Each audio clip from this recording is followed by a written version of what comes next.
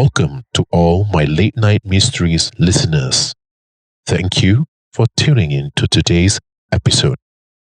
Yes, after a few months of absence, we are back again with many stories poured forth by our listeners who have shared their experiences with us.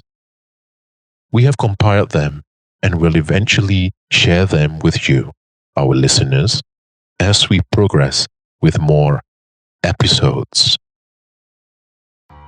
I am Wraith. This is Late Night Mysteries. You are listening to Listener's Tales Edition.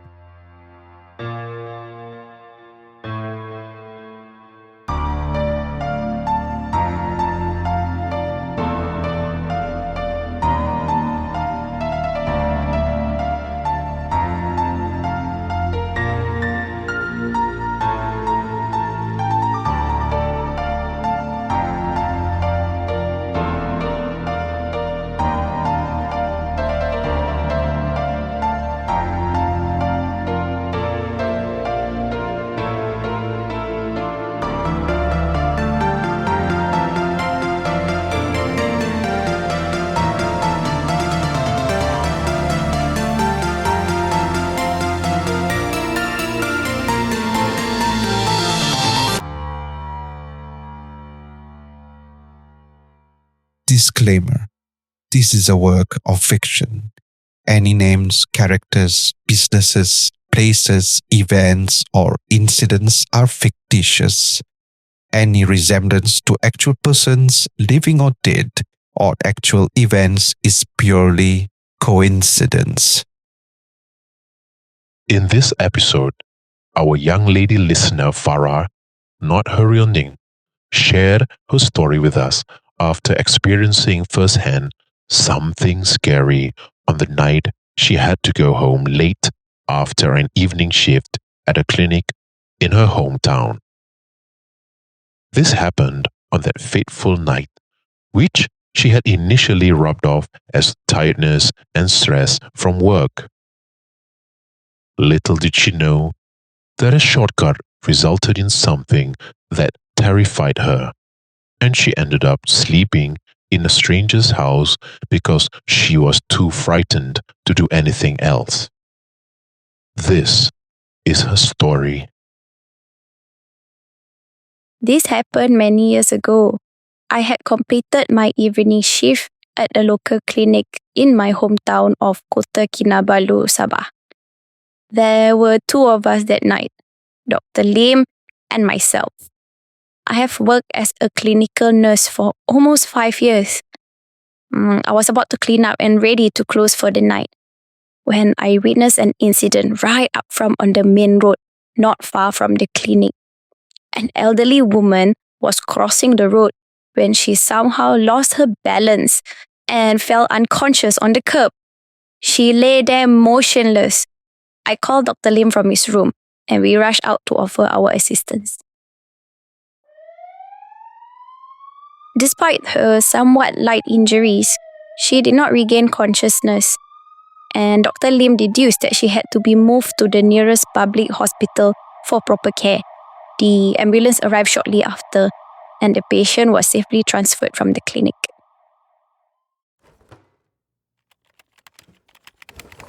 It was nearly 2 a.m. when Dr. Lim and I finally settled some outstanding paperwork and closed the clinic before bidding each other farewell.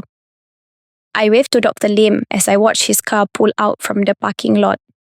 I inserted my key into my motorbike and smiled with satisfaction as it purred to life. My home is only 5 kilometers away from the clinic. At first, I enjoyed my ride, but felt tired, looking forward to a much-needed shower and rest. As I rode on, however, I felt a strange unease settling over me. The moonlight seemed to cast eerie shadows that danced and flickered on the road ahead. I dismissed my discomfort as residential stress from the earlier incident and accelerated. Just as I was beginning to relax, I caught a glimpse of something on the side of the road. My heart skipped a beat when I saw a woman standing perfectly still and staring directly at me. She was wearing a white dress, but looked muddy. My mind raced. Who could that woman be, there in the middle of the night? I did not stop because I didn't want to be held up again in a situation of assistance and go home late again. Furthermore, I overthought that it might be a scam or something, that someone might have robbed me off on this lonely road. I need a very good rest. Panic gripped me as I sped past the figure. I glanced in my side mirror, expecting to see the woman, but nothing. Confused and scared, I tried to rationalize what I had seen. Maybe it was a trick of the light, or my imagination playing tricks on me, or maybe I'm too tired. Determined to get home quickly, I took a shortcut through a plantation area.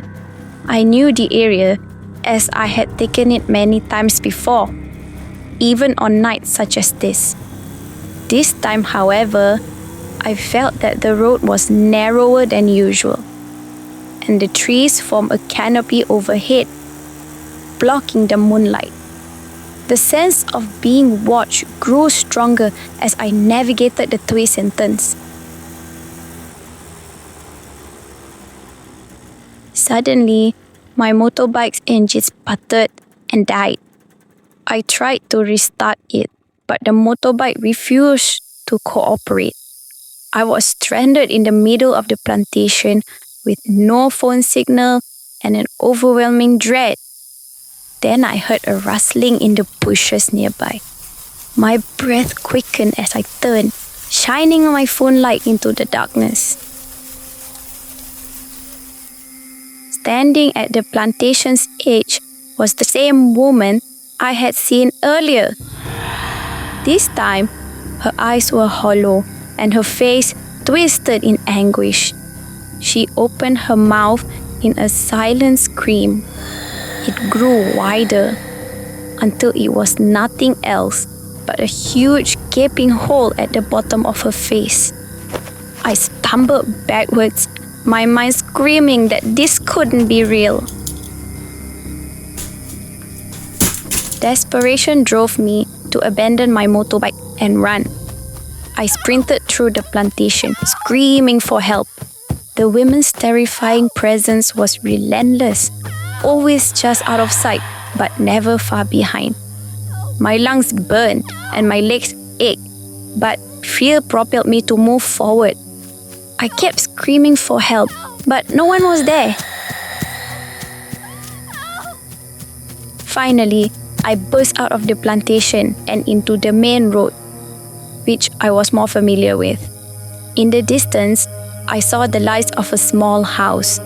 Summoning the last of my strength, I made my way to the house, my heart pounding relentlessly. I banged on the door, praying that someone would answer. After what felt like an eternity, the door creaked open and a sleepy-eyed elderly woman peered out. "Please, you have to help me," I gasped, barely able to catch my breath. "There's something chasing me." Maybe seeing me in terror and desperation, the elderly woman quickly ushered me inside and locked the door. She introduced herself as Cikgu Rukia, a former teacher in the town who lived alone in the house. She offered me a chair, and I later collapsed into it, my body trembling with exhaustion and fear. I recounted the night's events to Cikgu Rukia, who listened intently, her expression growing more serious with each word. Cikgu Rukia nodded slowly. She recounts her tragic past, revealing that she once lived with her husband and her joyful daughter. But tragically, her daughter was murdered 20 years ago while returning home from university. Her husband, devastated by their daughter's death, later committed suicide at the same place where their daughter was found. The perpetrators of these crimes remain at large. The woman now lives alone in the same house, feeling the presence of her daughter and husband, experiencing haunting sounds and whispers that suggest a deeper, sinister presence. She hopes for justice for her family's tragedy. I shivered. I had never believed ghosts or the supernatural, but the night's events had shaken me. At the same time, I pitied Cikgu Rokia for what she had gone through. Cikgu Rokia offered me a place to stay for the night, and I gratefully accepted, too terrified to even think about continuing my journey home.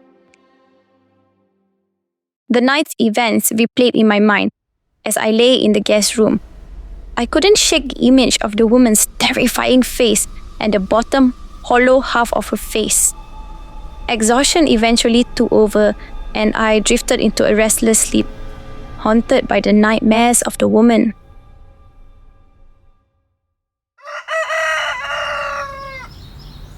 The next morning, Cikgu Rokia accompanied me to retrieve my motorbike from the plantation opposite her home.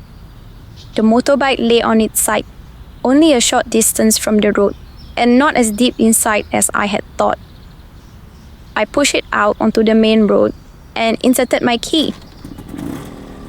The engine turned on smoothly, leaving me puzzled. Cikgu Rokia patted me reassuringly and advised me to be more careful the next time I came home late at night. I rode my motorbike down to the clinic. I opened the clinic, and soon Dr. Lim arrived. He instructed me to file the documents and reports that we had set up last night to hand over to the hospital. It's about an elderly woman who had an accident last night. Dr. Lim told me that an elderly woman named Rokia had passed away in the hospital last night. Dr. Lim gave me the address, and I was shocked that the address given was indeed the one I had stayed for last night. Amidst panic and fear, questions lingered in my mind. Who was that elderly lady who had hosted me in that house for a night? I told Dr. Lim what had happened last night. He looked concerned and advised me to take a few days off to get fully rested. Ever since the scary event, I avoided taking the shortcut from that day forward, even in broad daylight. Although I never saw the woman again, the memory of that terrifying night remained etched in my mind, a constant reminder of the thin veil between the living and the dead.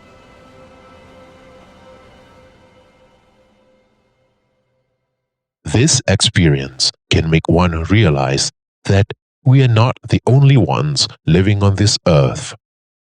It taught us to be focused and alert, especially when we encounter something unusual that sometimes goes beyond human logic. The key is to stay safe, especially when you are riding or driving on the road. Of course, a deserted shortcut is not the answer, especially when you are dealing with the supernatural. Well, that's all we have for today. Once again, I am Wraith. Thank you for listening, and I will see you on the next episode of Late Night Mysteries.